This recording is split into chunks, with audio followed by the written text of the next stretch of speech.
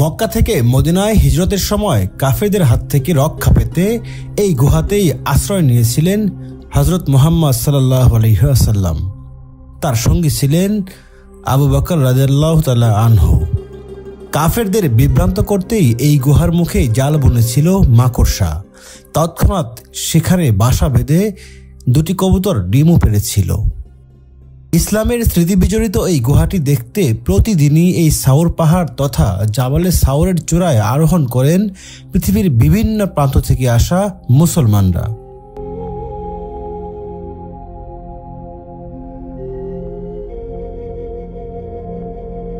আমরা জাবালে সৌরের প্রায় অর্ধেকটা উঠে গেছি। 50-এর বেশি বয়স্ক, মানে 50, 60, 70 এমন বয়সী পুরুষ এবং মহিলারাও এই জাবালে সৌরের এই কঠিন পথ, এই কঠিন পাথরের সিঁড়ি পেরিয়ে পেরিয়ে তারা উপরে যাচ্ছে। পবিত্র কুরআন নাজিরের পাহাড় জাবালে নূর দেখার পর আজ যাচ্ছি জাবালে সাউর দেখতে। পবিত্র কাবা শরীফ থেকে জাবালে সাউরের দূরত্ব প্রায় 8 কিলোমিটার। এই পাহাড়কে অনেকেই জাবালে সৌর বলে থাকেন। তবে যে নামেই ডাকা হোক না কেন, কেবল রাসূল করিম সাল্লাল্লাহু আলাইহি ওয়াসাল্লামের পদধূলির কারণেই এই পাহাড়ের এত মর্যাদা আজ। और गम ज़दा हो जाते हैं और अर्ज़ करते हैं या रसूल अल्लाह सल्लल्लाहु तआला अलैहि वसल्लम, मुशरिकीन मक्का हमारे इतने नज़दीक आ चुकी हैं, इतने करीब आ चुकी है कि अगर ये अपने कदमों की জাবালে সাউরের উচ্চতা 750 মিটারেরও বেশি। নবী করিম সাল্লাল্লাহু আলাইহি ওয়াসাল্লামের সময়ে প্রায় 500 কিলোমিটার দূরে ছিল মদিনার অবস্থান। মূলত মক্কার উত্তরেই মদিনা অবস্থিত, অথচ নবীজি গিয়েছিলেন দক্ষিণে। এতেই বোঝা যায় তিনি কাফেরদের জন্য কৌশল অবলম্বন করেছিলেন। এখান থেকে যে পুরো মক্কা নগরীটা দেখা যাচ্ছে, তার একটা ভিউ আপনাদেরকে দেখাবো। যে এই দেখে শুধু পাহাড় আর পাহাড়, চারদিকে শুধু পাহাড় আর পাহাড়। ওই যে আমার হাতের আঙ্গুলের মাথায় ওটা হলো মক্কা ক্লক, ওইটাই হেরেম শরীফের পাশের 5 স্টার হোটেলের ক্লক। এটা হচ্ছে মক্কা নগরীর আরেকটি শহর, পাহাড়ের পাদদেশে এই শহরটি অবস্থিত। আমরা এইখান দিয়ে, এই রাস্তা দিয়ে আমরা হোটেল ইব্রাহিম খালিল রোড থেকে এই রাস্তা দিয়ে আমরা এসেছিলাম।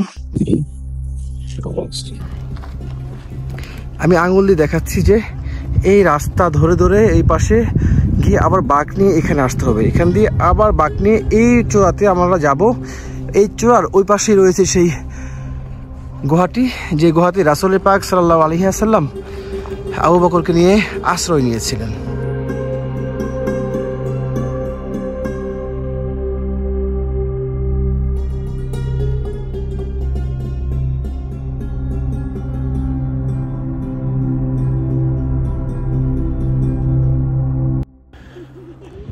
আমরা জাবালে সৌরের প্রায় অর্ধেকটা উঠে গেছি। আর 30 থেকে 40 মিনিট সিঁড়ি ভাঙলে আমরা জাবালে সৌরের ওই সর্বোচ্চ চূড়ায় পৌঁছতে পারবো বলে আশা করছি। একটা জিনিস এখানে খেয়াল করলাম যে 50-এর বেশি বয়স্ক, মানে 50, 60, 70 এমন বয়সী পুরুষ এবং মহিলারাও এই জাবালে সৌরের এই কঠিন পথ, এই কঠিন পাথরের সিঁড়ি পেরিয়ে পেরিয়ে তারা উপরে যাচ্ছে। তাদের সাথে কথা হয়েছে, তারা জানালো যে এটা হচ্ছে একটা ঐশ্বরিক ক্ষমতা। এই মহান রাব্বুল আলামিনের, যে মহান রাব্বুল আলামিনের প্রেরিত রসুল হযরত সাল্লাল্লাহু আলাইহি ওয়াসাল্লামের পায়ের চিহ্ন, তার স্মৃতি বিজড়িত ওই জায়গাটি, সেই গুহাটি দেখার জন্যই তারা ঐশ্বরিক একটি ক্ষমতা বলে সেই পাহাড়ের সর্বোচ্চ চূড়ায়, উঁচু হলেও কষ্টকর পথ হলেও তারা সেখানে হেঁটে যেতে পারছেন।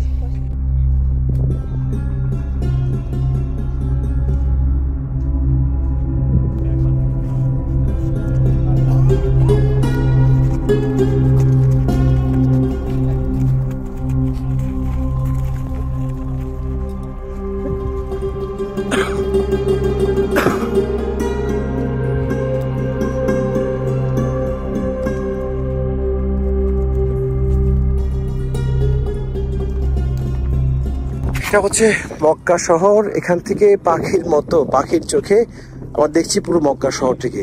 দেখুন, ওইটাকে পুরো প্রজাপতির একটি পাখার মতো লাগছে দেখতে। এটা হচ্ছে মক্কা শহর। ওইটা হচ্ছে ক্লক টাওয়ার। আমার আঙ্গুল যেখানে যাচ্ছে শেষ পর্যন্ত ওই মাথায় হচ্ছে ক্লক টাওয়ার। হেরেম শরীফের পাশেই যে ক্লক টাওয়ারটি অবস্থিত, যে 5 স্টার হোটেল, তার উপরে যে ক্লক টাওয়ারটি, ওটি হচ্ছে ক্লক টাওয়ার। এখান থেকে খুব স্মুথলি দেখা যাচ্ছে।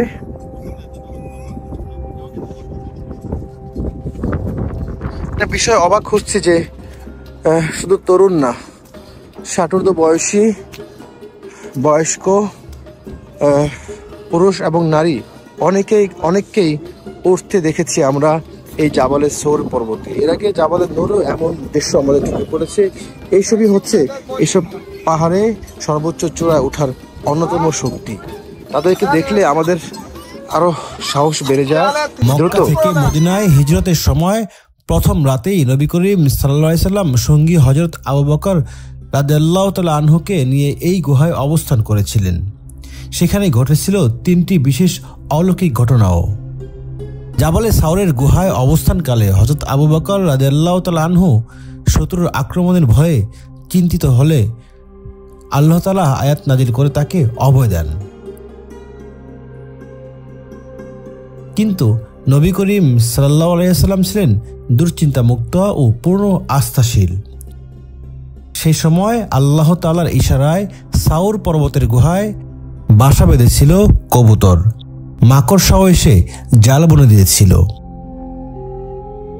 যেন বাইরে থেকে মানুষের উপস্থিতি কেউ বুঝতে না পারে। ইতিহাসের সাক্ষী হয়ে আজও দেখা যায় সেই কবুতরের বংশধরকে। এই কারণেই তাদের জন্য খাবার নিয়ে আসেন গারে সাউর দেখতে আসা ধর্মপ্রাণ মুসলমানরা।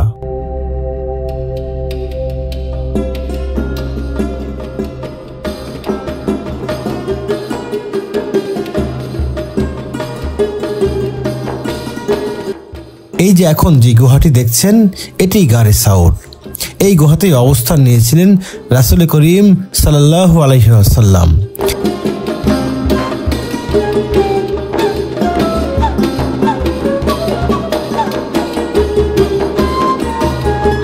প্রিয় নবী এই গুহায় প্রবেশের আগে হযরত আবু বকর রাদিয়াল্লাহু তাআলা আনহু গুহাটি পরিষ্কার করেছিলেন। গুহার মধ্যে তিনি সাপের খোলস ও অস্তিত্ব দেখতে পেয়েছিলেন। তখন দীর্ঘ জার্নির ফলে রাসূল করিম সাল্লাল্লাহু আলাইহি ওয়াসাল্লাম ছিলেন বেশ ক্লান্ত। তিনি হযরত আবু বকর রাদিয়াল্লাহু তাআলা আনহুর উরুর উপর মাথা রেখেই ঘুমিয়ে পড়েছিলেন। গুহার ভিতরে অসংখ্য ছোট ছোট ছিদ্র নিজ গায়ের চাদর বা কাপড় দিয়ে বন্ধ করে দিয়েছিলেন আবু বকর, যেন বিষাক্ত কোনো প্রাণী আক্রমণ করতে না পারে। কিন্তু একটি ছিদ্র ঢাকতে পারেনি, তাই তিনি পা দিয়ে তা ঢেকে রাখেন। এদিকে পা দিয়ে ছিদ্র বন্ধ করে দেওয়ার ফলে সাপ গর্ত থেকে বের হতে পারছিল না। পরে সাপটি হযরত আবু বকর রাদিয়াল্লাহু তাআলা আনহুর পায়ে কামড় বসিয়ে দেয়। এর বিষক্রিয়ায় হযরত আবু বকর রাদিয়াল্লাহু তাআলা আনহুর চোখ থেকে পানি গড়িয়ে পড়ছিল, আর সে পানি বিশ্বনবী সাল্লাল্লাহু আলাইহি সাল্লামের মুখমণ্ডলে পড়তেই তার ঘুম ভেঙে যায়। সাপের কামড়ের জায়গায় নবী করিম সাল্লাল্লাহু আলাইহি সাল্লাম তার পবিত্র মুখের লালা লাগিয়ে দেন, আর তাতেই মুহূর্তের মধ্যে হযরত আবু বকর রাদিয়াল্লাহু তাআলা আনহুর পায়ের বিষক্রিয়া বন্ধ হয়ে যায়। এই গুহায় আবু বকরকে নিয়ে রাসূল করিম সাল্লাল্লাহু আলাইহি সাল্লাম 3 দিন 3 রাত অবস্থান করেছিলেন।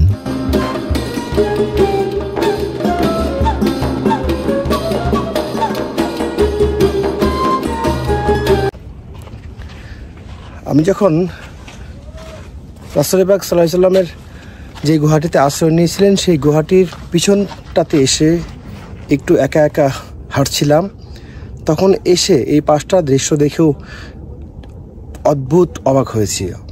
এই পাশের দৃশ্যটি দেখেও দারুণ লেগেছে। পাথর যেন আঠা দিয়ে লাগিয়ে রেখেছে একটার পর একটা, দেখতে বেশ লেগেছে। আমি ক্যামেরাটা ঘুরিয়ে আপনাদেরকে দেখাচ্ছি কেমন ভিউ দেখলাম। ক্যামেরার চোখে আপনাদেরকেও সেই অভিজ্ঞতাটা কিছুটা হলেও